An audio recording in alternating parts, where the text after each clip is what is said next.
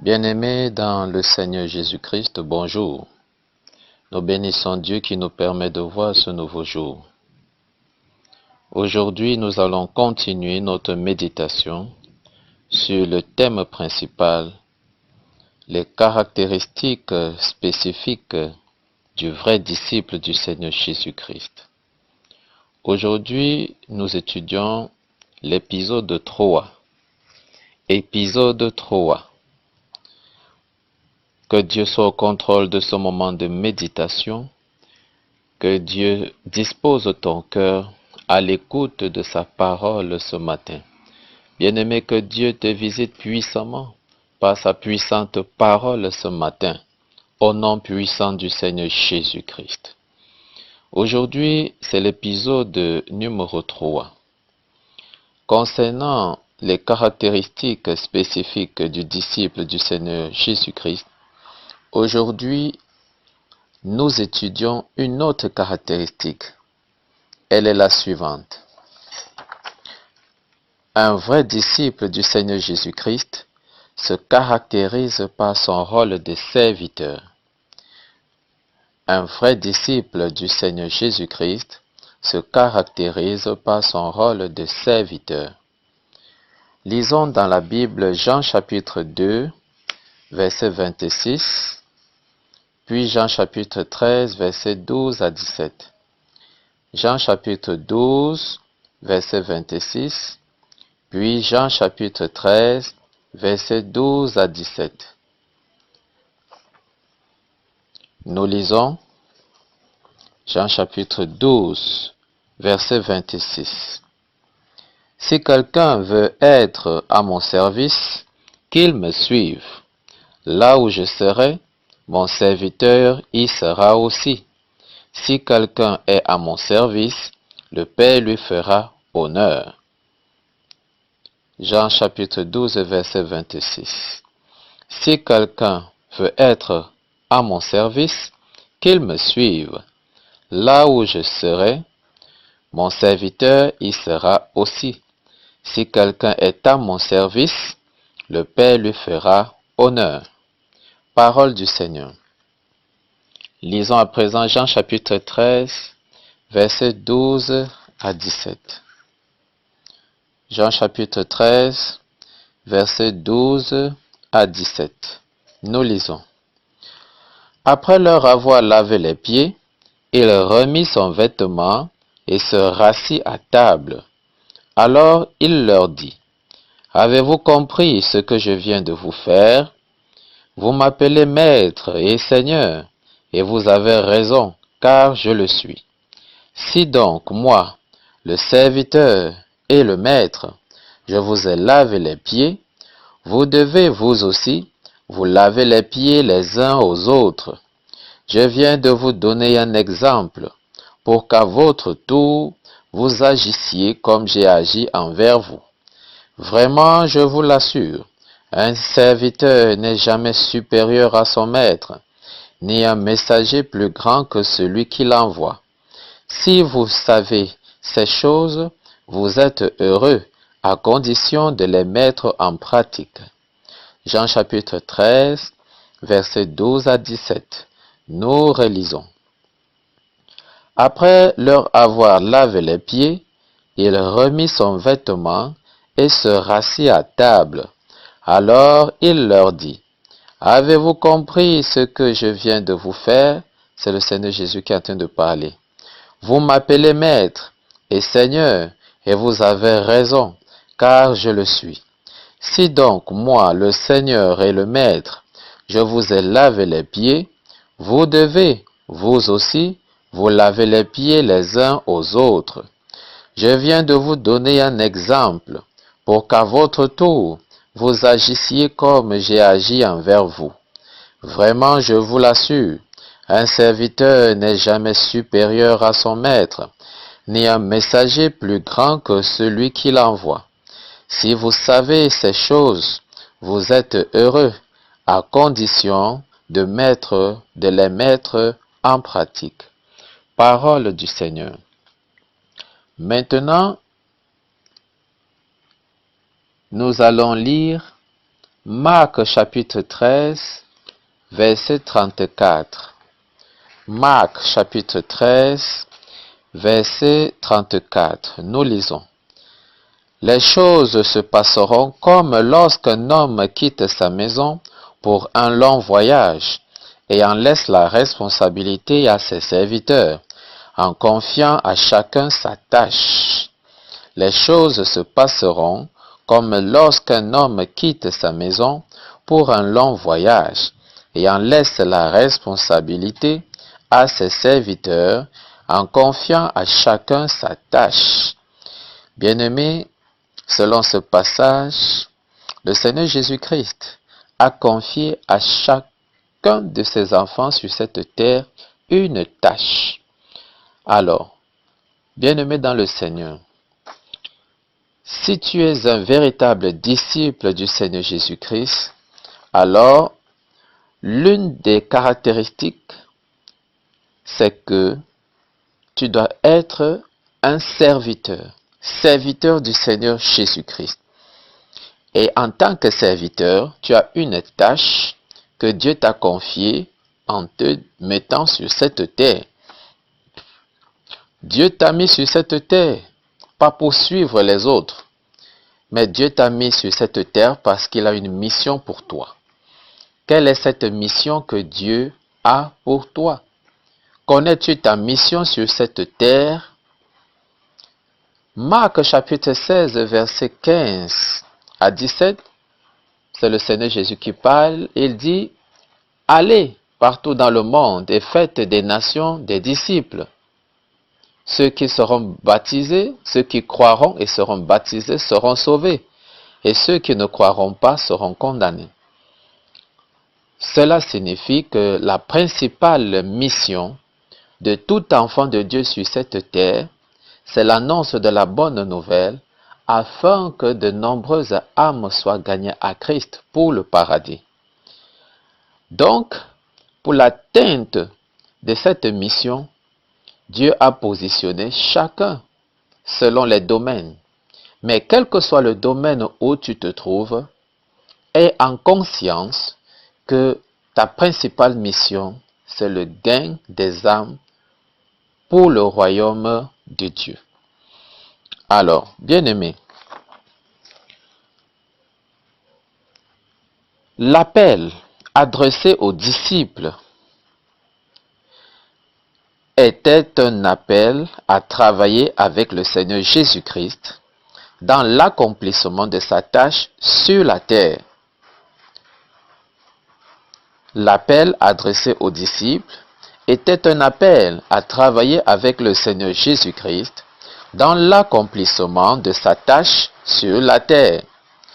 Chaque croyant reçoit dans le royaume de Dieu sa tâche spécifique à accomplir ici-bas.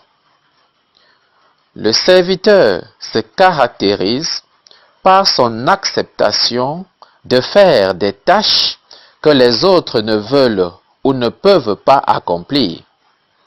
Je dis bien, le serviteur se caractérise par son acceptation de faire des tâches que les autres ne veulent ou ne peuvent pas accomplir. D'où vient-il, bien-aimé? De nos jours, où nous pouvons voir des personnes qui ont été affectées dans un lieu pour l'annonce de l'Évangile, dans le cadre des affectations, selon l'organisation dans les églises. Mais ces personnes, certains refusent d'y aller. Pour certains, c'est un village. Pour d'autres, c'est un endroit, c'est les montagnes. Pour d'autres, et pour eux, c'est une raison pour ne pas partir à l'endroit où ils ont été envoyés pour la mission. C'est à se poser une question. Ces personnes sont-ils encore véritablement des serviteurs? Ces personnes sont-ils encore véritablement des disciples du Christ? Ces personnes servent-ils vraiment le Seigneur Jésus-Christ? Est-ce que ce n'est finalement pas leur ventre qu'ils servent? Est-ce que ce ne sont pas leurs propres intérêts qu'ils servent? Alors, bien-aimés, ne sois pas de ceux-là. Sois de ceux qui sont prêts à servir le Seigneur Jésus-Christ, quel que soit l'endroit où le Seigneur Jésus-Christ t'envoie. Parce que ce soit au village, que ce soit dans une ville, que ce soit dans les montagnes, les personnes qui y vivent ont de la valeur aux yeux du Seigneur Jésus. Le Seigneur Jésus a aussi versé son précieux sang pour eux. Et le Seigneur Jésus compte sur toi pour les sortir des ténèbres. Alors, bien-aimé, va partout où le Seigneur t'envoie. Va partout où le Seigneur t'envoie afin de gagner les âmes que le Seigneur voudrait gagner au travers de toi. Que la grâce pour annoncer la bonne nouvelle, quel que soit le lieu, descende sur toi maintenant au nom du Seigneur Jésus. Reçois la force nécessaire. Toi qui le fais déjà, qui vas de lieu en lieu, de village en village pour l'annonce de la bonne nouvelle. Toi qui le fais déjà, reçois davantage de grâce. Reçois davantage de grâce. Reçois davantage de grâce pour être plus performant, plus efficace dans cette mission au nom du Seigneur Jésus. Bien-aimé, véritable disciple du Seigneur Jésus est prêt à s'acquitter des tâches qui incombaient en ce temps-là, c'est-à-dire dans le temps des Israélites, aux plus humbles esclaves, c'est-à-dire laver les pieds poussiéreux des voyageurs. Nous avons vu le Seigneur Jésus qui lave les pieds de ses disciples. Et selon la culture israélite, c'est celui qui est inférieur qui lave le pied du supérieur. Et généralement, c'était un travail qui était fait par les esclaves. Le fait pour un supérieur de laver les pieds à un subalterne serait vu vraiment comme quelque chose qui sort de l'ordinaire. Mais c'est ce que le Seigneur Jésus a fait. Et c'est un message que le Seigneur Jésus-Christ a donné à ses disciples. Et quel était ce message que le Seigneur Jésus donnait à ses disciples en leur lavant les pieds? Eh bien, le message que le Seigneur Jésus était en train de leur donner, c'est que le plus grand est appelé à servir. Le plus grand est appelé à servir.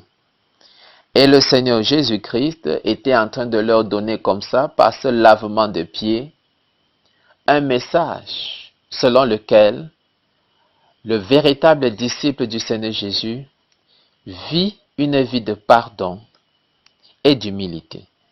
Il vit une vie de pardon et d'humilité.